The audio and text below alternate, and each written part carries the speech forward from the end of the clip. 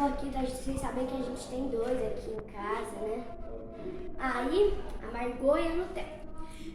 Assim, por a gente assim, não tem muito dono, porque as cachorras gostam de todo mundo, não tem dono assim. A cachorra que não tem, assim, bem dono, assim. Tá, mas deixa eu parar. Eu já fiz um vídeo falando, mostrando. Vamos lá ver o que acontece quando a gente dá um chacoalhinho pra cachorra?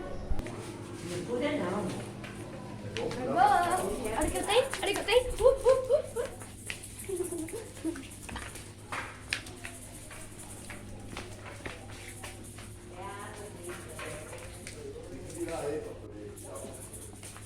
Vamos dar a volta na casa, galera.